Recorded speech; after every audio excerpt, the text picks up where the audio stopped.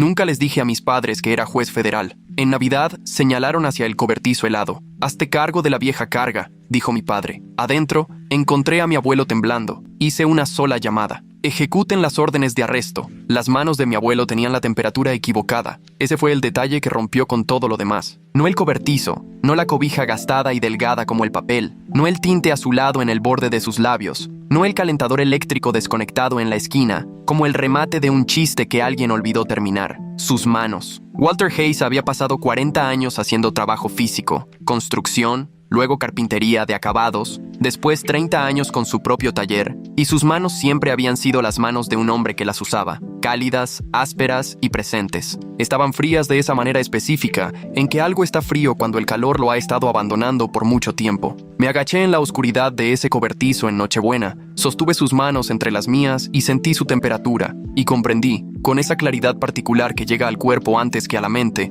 que no nos quedaba mucho tiempo. «Ethan», dijo, mi nombre en su voz. Seguía siendo él. «Aquí estoy», dije. «Estoy contigo». Detrás de mí, a través de la puerta del cobertizo que había dejado abierta, podía oír a mis padres en el patio, sin miedo, sin correr hacia nosotros, de pie en el aire de diciembre, con la paciencia específica de quienes creen que la situación está bajo control porque ha estado bajo control, porque él había estado allí fuera el tiempo suficiente como para que dejaran de pensar en él como algo que requiriera manejo. La voz de mi madre llegó claramente. «No seas dramático», dijo. Él estuvo de acuerdo con todo. Envolví los hombros de mi abuelo con mi abrigo y no me di la vuelta. Necesito contarles sobre Walter Hayes antes de decirles qué pasó después, porque quién es él explica todo sobre los 21 años que llevaron a ese cobertizo. Tiene 79 años. Se casó con mi abuela Ruth cuando ambos tenían 23 y pasaron 51 años construyendo una vida juntos. De esa forma específica de las personas que entienden que una vida se construye con las manos, la presencia y las decisiones diarias. No se ensambla de afuera hacia adentro, sino que se erige de adentro hacia afuera. Un día honesto a la vez. Ruth murió hace 6 años. Le dejó a Walter una casa pagada, un taller lleno de herramientas que aún olían a aserrín y la certeza de haber sido amado por completo durante 5 décadas, lo cual es más de lo que la mayoría de la gente recibe. Él me dejó un escritorio. Esto fue en octubre, el año que cumplí 17. Volví a casa después de un turno de cierre en el restaurante donde trabajaba los fines de semana y encontré la casa de mis padres vacía, no saqueada, no revuelta, sino deliberadamente desocupada. Los muebles, desaparecidos. Las fotografías, desaparecidas. La ausencia particular de un espacio que ha sido vaciado en lugar de allanado. Una nota en la barra de la cocina con la letra de mi madre. «Ya resolverás». 2 palabras que resumían 17 años de paternidad. Permanecí de pie en esa cocina vacía por un rato y luego llamé a Walter. Llegó en su camioneta con un saco de dormir y un sándwich y se sentó en la barra de la cocina. Mi barra, supongo, para lo que sea que eso valiera. Escuchó mientras le contaba lo que había encontrado. No dijo mucho. Walter nunca ha sido un hombre que llene el silencio para manejar su propia incomodidad.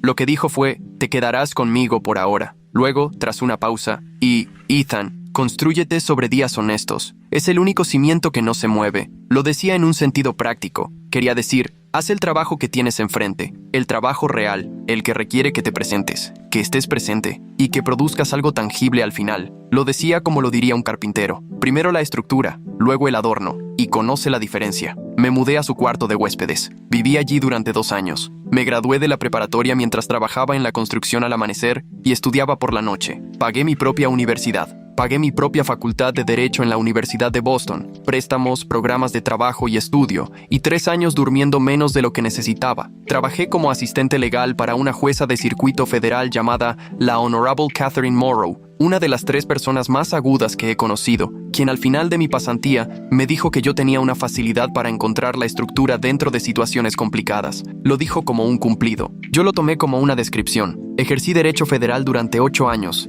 en la fiscalía, principalmente en casos de corrupción y delitos financieros, el territorio específico donde el dinero y el poder colaboran para dañar a quienes tienen menos de ambos. Era bueno en eso, no porque sea particularmente listo, sino porque crecí sin dinero y entiendo lo que su ausencia le hace a la gente, y nunca he podido volverme indiferente a esa comprensión. Hace 3 años fui confirmado como juez de distrito federal a los 38 años. No se lo dije a mis padres. No se lo dije porque ellos no llamaron, y yo no llamé, y el silencio se había convertido en la descripción más limpia posible de nuestra relación. más precisa que cualquier cosa que pudiera haber dicho en voz alta. Ellos habían tomado una decisión en esa cocina vacía. Yo había tomado una decisión diferente en los años posteriores. Con el tiempo, la distancia entre esas dos decisiones se había convertido en el espacio donde antes hubo una familia. Walter supo de la confirmación. Estuvo allí, se sentó en la tercera fila con un traje que él mismo había planchado y me vio prestar juramento. Cuando terminó, me estrechó la mano con sus dos manos, cálidas, ásperas, presentes, y dijo: «Tu abuela habría estado muy orgullosa». Eso fue suficiente. Mi madre llamó la primera semana de diciembre desde un número que no reconocí. Dejé que se fuera al buzón de voz y luego lo escuché en mi coche, en el estacionamiento del juzgado federal, con el motor encendido. Su voz era suave, esa suavidad ensayada de alguien que ha estado preparando la llamada por un tiempo y ha decidido un registro que cree que será efectivo. «Ethan, soy mamá. Sé que ha pasado mucho tiempo. Tu padre y yo hemos estado reflexionando mucho. Ahora somos mayores. Nos arrepentimos tanto de cómo sucedieron las cosas. Queremos recuperar a nuestra familia. Si estás dispuesto». Una pausa. «Nos encantaría verte, tal vez en Navidad. Solo una cena. Sin presiones. Sin presiones». Me quedé pensando en el mensaje de voz. Quisiera decirles que no sentí nada al escucharlo, pero eso no sería del todo honesto. Lo que sentí fue más complicado. No calidez, no apertura, sino el peso particular de una persona que todavía carga la herida original, que ha aprendido a llevarla eficientemente y que, en ningún sentido simple, quiere volver a acercarse a su origen. Pero Walter había hablado con mi abuelo el domingo anterior como lo hacía cada domingo. Había mencionado con cuidado que no se sentía bien, de esa forma cuidadosa en que menciona las cosas para no preocuparme, lo que significa que a él sí le preocupan. Mencionó que mis padres lo habían estado ayudando últimamente, lo cual era información nueva, entregada con una neutralidad que no examiné con suficiente atención. Le devolví la llamada a mi madre. Hablamos durante 11 minutos. Dijo las cosas para las que me había preparado el mensaje de voz: arrepentimiento, reflexión, familia, Navidad. No mencionó a Walter específicamente. Yo tampoco lo mencioné. Dije que iría a la cena de Nochebuena. En contra de todo lo que sabía sobre lo que significan las cocinas vacías, conduje hasta su casa en Nochebuena. La casa denotaba dinero, revestimiento nuevo, recién puesto, lo supe por los bordes limpios. Una camioneta de lujo en la entrada que no era su vehículo la última vez que estuve aquí, lo cual fue hace años por razones que no necesito detallar. Luces decorativas a lo largo de los canalones, de las caras, de las programables, que cambiaban de color con la confianza sosegada de quienes no se preocupan por la factura de la luz. Mi padre abrió la puerta con un suéter que parecía haber sido seleccionado en lugar de simplemente usado. Mi madre me abrazó demasiado tiempo, el abrazo de alguien que representa una reunión en lugar de tenerla. La casa olía a roast beef y canela y a la particular frescura neutralizadora de un espacio que ha sido limpiado y preparado en las últimas horas. La mesa del comedor estaba puesta para 3, no para 4, lo noté. Tuvimos una pequeña charla, 11 minutos según mi reloj interno. La conversación forzada y controlada de personas que tienen una enorme cantidad de historia y que, por acuerdo mutuo y tácito, eligen no tocar nada de ella. Mi padre me preguntó sobre el trabajo, de la manera vaga de alguien que no sabe lo que haces. Mi madre comentó lo bien que me veía, de la forma específica que solía usar cuando quería algo. Luego, miró hacia el fondo de la casa. «Hay una cosa más», dijo, con naturalidad. «El registro de alguien que menciona algo sin importancia. Como siempre te preocupaste tanto por, ya sabes, la familia». Señaló hacia la puerta de cristal que daba al patio trasero. «Quizá deberías encargarte tú». La voz de mi padre detrás de mí, plana, aburrida. La voz de un hombre que se refiere a una tarea administrativa. La vieja carga está atrás. «Hazte cargo de él». La vieja carga. Miré el patio trasero a través del cristal, más allá de los muebles de terraza, más allá de los jardines bien cuidados, en el límite de la propiedad donde el patio se encontraba con la valla. Había un cobertizo. Una delgada línea de luz se filtraba por debajo de la puerta. Corrí. No recuerdo la distancia entre la puerta de cristal y el cobertizo. Recuerdo el cerrojo, cerrado con candado por fuera. Un detalle que registré con la parte de mi cerebro que ha pasado una década en tribunales y sabe lo que significa que una persona esté asegurada en una estructura desde el exterior. Fotografié el candado antes de abrirlo. 10 años de casos federales me habían dado un reflejo por encima de todos los demás. Nunca dejes que la indignación vaya más rápido que la evidencia. Lo que fuera que estuviera a punto de encontrar, necesitaba documentarlo. Pasara lo que pasara después, necesitaba poder probar lo que había visto en un formato que sobreviviera al escrutinio antes de hacer cualquier otra cosa. Fotografié el candado. Fotografié el exterior del cobertizo. Fotografié la escarcha en el interior de la única ventana, visible desde afuera, lo que me indicó la temperatura interior. Luego lo abrí. El calentador eléctrico estaba en la esquina, desconectado. una silla de jardín rota, una cobija apolillada que reconocí como el tipo de cobija que le das a algo cuando no estás dispuesto a darle nada mejor, una caja de cartón con frascos de medicamentos. Leí las etiquetas: para la presión arterial, un anticoagulante, una dosis diaria de aspirina, dispersos, no organizados, algunos visiblemente pasados de las fechas de despacho en las etiquetas de la farmacia. Y Walter, mi abuelo, en la silla de jardín con la cobija alrededor, vistiendo el suéter de lana que le había enviado por su cumpleaños en febrero pasado, temblando con el ritmo superficial de alguien que ha tenido frío durante tanto tiempo que el temblor se ha vuelto menos violento en lugar de más. Me agaché, tomé sus manos, temperatura equivocada, puse mi teléfono en el suelo y usé ambas manos para sostener las suyas. Ethan, dijo. Aquí estoy, le dije. ¿Estás bien? Estoy aquí contigo. Vendieron mi casa, dijo, con la franqueza específica de alguien que ha estado a solas con un pensamiento durante tanto tiempo que sale sin preámbulos. Firmé unos papeles. Dijeron que era un refinanciamiento. Luego llegaron extraños. Todo lo que Ruth dejó se detuvo, recuperando el aliento. Cuando pregunté al respecto, tu padre me agarró del brazo, apartó la cobija y me mostró el antebrazo. El moretón medía 10 centímetros. El amarillo verdoso de una herida de varios días, centrado en el músculo, como sucede cuando el agarre de alguien es intencional y no incidental. Lo miré durante 2 segundos, luego levanté mi teléfono y fotografié todo: el interior del cobertizo, la silla rota, la cobija, el calentador desconectado, los frascos de medicamentos en la caja de cartón, lo suficientemente cerca como para que las fechas de las etiquetas fueran legibles, el candado exterior, la escarcha en la ventana desde adentro, el antebrazo amoratado de Walter con su rostro visible arriba para que la cadena de identificación fuera inequívoca. 41 fotografías en 4 minutos. Luego lo ayudé a levantarse, le puse mi abrigo sobre los hombros y lo acompañé lentamente hacia el patio. Mis padres estaban de pie junto a la puerta de cristal cuando salimos. No corrían hacia nosotros, estaban de pie. Mi madre con los brazos cruzados contra el frío, como alguien que ha salido porque le pareció el lugar apropiado para estar, no porque estuviera alarmada. Mi padre con las manos en los bolsillos. Su expresión, la expresión específica de un hombre que ha clasificado la situación y la ha encontrado manejable. No seas dramático, dijo mi madre cuando estuvimos lo suficientemente cerca. Él estuvo de acuerdo con todo, firmó todo. Está viejo, dijo mi padre. De todos modos, habría terminado en un asilo. Solo tomamos decisiones prácticas por adelantado. Seguí caminando. Llevé a Walter hasta la puerta del patio.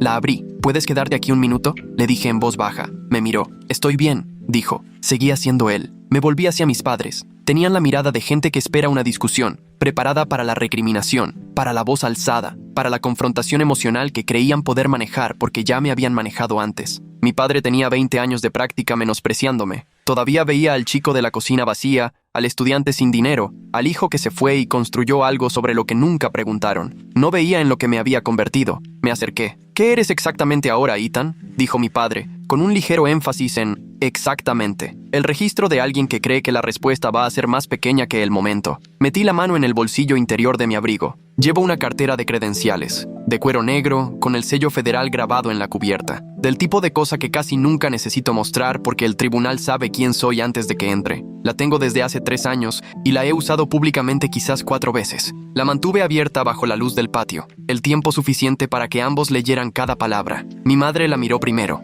Abrió la boca. Mi padre miró después. Su rostro se tornó del color de la nieve vieja, no exactamente blanco, sino el gris desvaído y despojado de un hombre cuyas suposiciones operativas acaban de serle arrebatadas. Juez federal, susurró. Confirmado hace 3 años, dije. Tribunal de distrito. Este año me han asignado 2 casos de fraude a personas mayores, lo que significa que entiendo los estatutos pertinentes con cierta especificidad. Lo miré fijamente. Transferencia coercitiva de activos, confinamiento ilegal, explotación financiera de un adulto vulnerable, negligencia médica. Para mí, estos no son términos abstractos. La boca de mi padre se movió, sin sonido. Lo que también deberían saber, dije, es que sus nombres ya aparecen en una denuncia de fraude abierta. La compañía de títulos de propiedad marcó la transferencia hace 6 semanas como una transacción potencialmente irregular. Las circunstancias de la firma, la rapidez de la venta, la edad y el estado cognitivo de base del vendedor. Esa denuncia fue a la unidad de delitos financieros. No inicié este caso esta noche. Hice una pausa. Solo le agregué más información. Mi madre encontró su voz. Ethan, es tu padre. No puedes... Metió a su abuelo en un cobertizo cerrado con llave, dije, no en voz alta, sino en voz baja,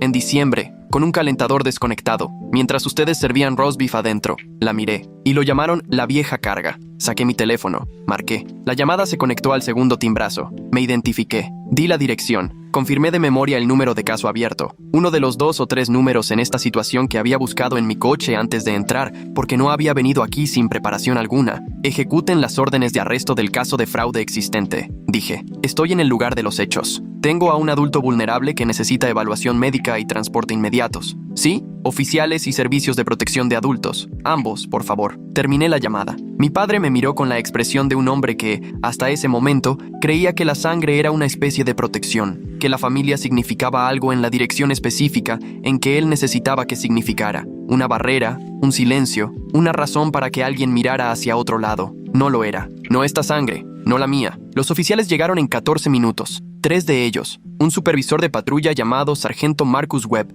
9 años en el condado, directo y sin prisas, que tomó mi documentación sin comentarios y se puso a trabajar. Los servicios de protección de adultos enviaron a una investigadora de campo, una mujer llamada Carol Díaz, que llevaba 17 años en servicios para personas mayores y que miró el cobertizo, los frascos de medicamentos y el moretón en el antebrazo de Walter, e hizo la evaluación que esperaba que hiciera. Traslado inmediato, evaluación médica, investigación completa. Walter fue llevado al hospital para su evaluación. Fui con él. Se quedó dormido en el asiento del pasajero antes de que saliéramos del vecindario, su cabeza contra la ventana, mi abrigo todavía sobre sus hombros. Para cuando llegamos al hospital, sus manos estaban más cálidas. No bien, pero más cálidas. Quiero contarles sobre el hospital, porque esta es la parte de la historia que no le cuento a la gente. La parte que vive en mí de manera diferente al resultado legal, los cargos y las cosas que sucedieron después. Walter fue evaluado por un médico de urgencias llamado Dr. James Okafor. 12 años en medicina de emergencia, un hombre con esa cualidad particular de competencia que no necesita anunciarse. Estaba con hipotermia, deshidratado, y su medicación para la presión arterial había sido administrada de manera inconsistente, lo que se reflejaba en sus números y que, según me dijo el Dr. Okafor, no era crítico de inmediato, pero tenía el potencial de volverse así. Iba a estar bien. El doctor Okafor lo dijo directamente mirándome, y creo que entendió que yo necesitaba la información sin rodeos. Va a estar bien, dijo. Necesita calor, líquidos y alguien que gestione su medicación adecuadamente de ahora en adelante. Ese soy yo, dije. Él asintió e hizo una nota. Me senté en una silla junto a la cama de Walter en la sala de urgencias, lo observé dormir y pensé en un cuarto de huéspedes, en el escritorio de la difunta esposa de un hombre y en un consejo dado sin ceremonias en una cocina vacía. Constrúyete sobre días honestos. Me había construido sobre días honestos. Me había construido de la manera específica que Walter quería decir. El trabajo en la construcción al amanecer, las clases nocturnas, los préstamos y el programa de trabajo y estudio, y los años de presentarme a un trabajo que necesitaba hacerse. Los casos que me exigían encontrar la estructura dentro de situaciones complicadas. Había construido algo que era enteramente mío sobre un cimiento que no se movía, y lo había hecho gracias a este hombre que dormía en esta cama de hospital. No había pedido nada a cambio. Lo habían dejado en un cobertizo. Me quedé sentado un rato. El caso avanzó rápidamente porque ya estaba en marcha antes de Nochebuena. La alerta de fraude de la compañía de títulos de propiedad de 6 semanas antes había sido asignada a una investigadora de delitos financieros llamada detective Patricia Huang, 14 años en la unidad de delitos financieros del condado. El tipo de investigadora que aborda un caso como un constructor aborda una estructura, metódicamente, desde los cimientos, sin saltarse pasos. Ella ya había solicitado registros, ya tenía los documentos de la transferencia de la propiedad, las circunstancias de la firma, la cronología. Lo que no tenía antes de Nochebuena era el panorama completo de lo que le había sucedido a Walter después de la transferencia. Yo se lo proporcioné, 41 fotografías, con fecha y hora, con una cadena de custodia establecida a través de mi propio testimonio y el informe de campo independiente de Carol Díaz, la documentación de los medicamentos. El moretón, fotografiado y luego documentado por separado en las notas del examen del Dr. Okafor y el informe del sargento Webb sobre la escena. El abogado de mi madre llamó a la oficina de mi asistente el 26 de diciembre. No tomé la llamada. Mis padres fueron acusados de abuso financiero de personas mayores, transferencia coercitiva de activos, confinamiento ilegal y un cargo de negligencia criminal para cada uno. Mi padre enfrentó un cargo adicional de agresión por el moretón en el brazo de Walter, que el examen del Dr. Okafor determinó como consistente con una lesión por agarre causada por una fuerza significativa. Contrataron a un abogado defensor, uno bueno. Conozco su reputación, que es sólida. Llamó a mi número personal una vez, probablemente para tantear si una resolución familiar estaba sobre la mesa. Tampoco devolví esa llamada. Mi participación en el caso fue formalmente recusada. Un juez no puede participar en procedimientos con un interés personal directo, lo cual es correcto y lo había anticipado. El caso fue asignado a un colega. Presenté mi documentación fáctica como testigo y me aparté de los procedimientos en todos los demás aspectos. Así es como debe funcionar. Quiero ser claro al respecto. No torcí nada.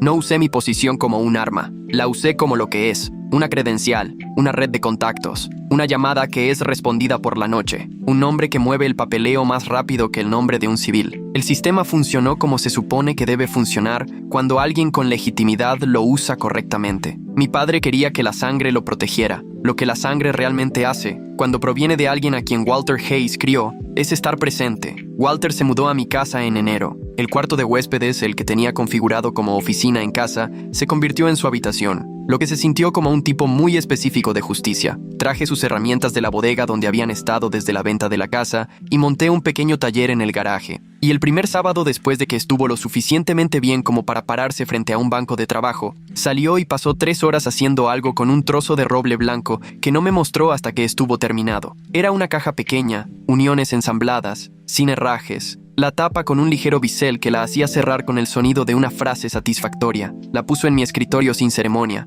«Para las cosas que quieras guardar», dijo. La miré. «Gracias», dije. Volvió al garaje. El juicio de mis padres se llevó a cabo a finales de la primavera. No estuve presente. Había proporcionado mi documentación y testimonio en el formato adecuado, y me había recusado de todo lo demás. Y seguí los procedimientos solo a través de las actualizaciones del expediente de mis colegas, a las que tenía acceso por razones profesionales. Mi madre se declaró culpable de un cargo reducido después de que su abogado negociara. Abuso financiero de persona mayor, culpable, con un acuerdo de sentencia que incluía la restitución a Walter del valor total de la propiedad y su contenido, educación obligatoria sobre el cuidado de personas mayores y 3 años de libertad condicional. Mi padre fue a juicio. Fue condenado por 4 de los 5 cargos. La sentencia está próxima. La casa de Walter se ha ido, vendida a un tercero de buena fe, legalmente irrecuperable. La restitución del acuerdo de mi madre cubre aproximadamente 2/3 de su valor tasado. Walter me ha dicho que no quiere reclamar el resto a través de un litigio civil, porque, como él dijo, tengo lo que necesito. Se refiere al taller, se refiere a las cenas de los domingos, se refiere a mí. Le creo. Mis padres no me han contactado desde el arresto.